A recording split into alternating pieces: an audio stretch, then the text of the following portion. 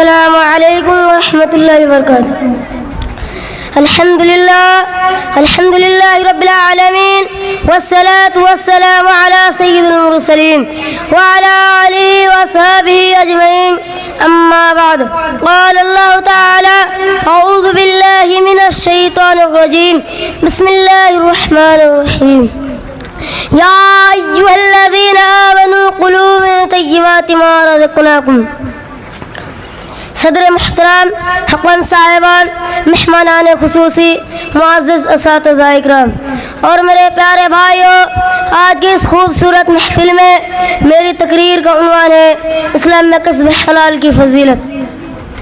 پیارے بھائیوں، اللہ تبارک و تعالیٰ کا کس قدر شکر و احسان ہے کہ اس نے ہمارے لیے روئے زمین کی تمام پاکیزہ چیز حلال فرمائے. فرمانے الہی ہے یا ایھا الذین آمنوا کلوا من طیبات ما رزقناکم. مومنو، ہمارے عطا کردہ پاکیزہ چیزیں کھاؤ. دوسری جگہ فرمایا کلوا مما فی الارض حلالا طیبا. زمین میں جو بھی حلال اور پاکیزہ ہے کھاؤ. پتہ چلا کہ روئے زمین کا حلال سے بلا تردد کھائی جا سکتی ہے. صرف وہی چیزیں کھانا حرام ہے جن کو شریعت نے حرام بتلایا ہے. اس کے علاوہ ذریعہ آمدنی اگر حرام ہو، کمانے کا طریقہ اگر غلط ہو، چوری، بے ایمانی، لوٹ کھوٹ کی رقم ہو، تو ایسے رقم سے جو بھی چیز حاصل ہو سب حرام ہے.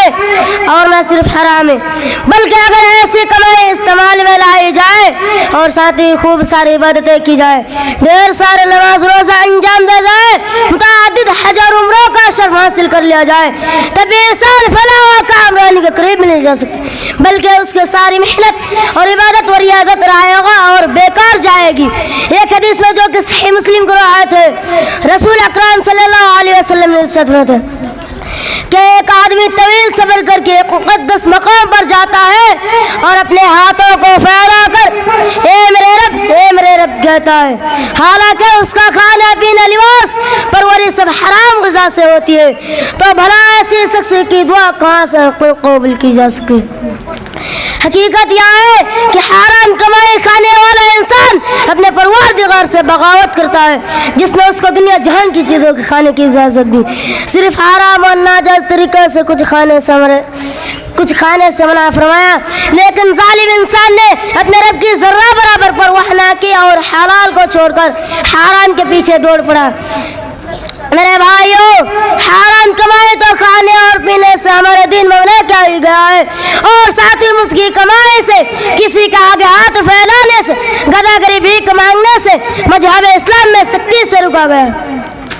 ایک حدیث میں پیارے رسول صلی اللہ علیہ وسلم نے بڑی پیاری بات ارشاد فرمائی کہ اوپر والے ہاتھ نیچے والے ہاتھ سے بہتر ہوتا ہے، یعنی دینے والا ہاتھ مانگنے والا ہاتھ سے بہرحال بہتر ہوتا ہے.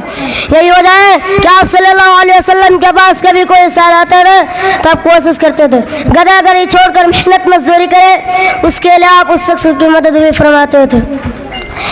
حرام کمائی کھانے کے بعد ہمارے دعائیں عبادتیں قبول ہو سکتی ہیں. اللہ تعالیٰ سے یہ دعا ہے کہ ہم حلال کمائی پر ثابت قدم رکھیں. آمین. وآخر الدعوانا الحمد للہ رب العالمین. السلام علیکم.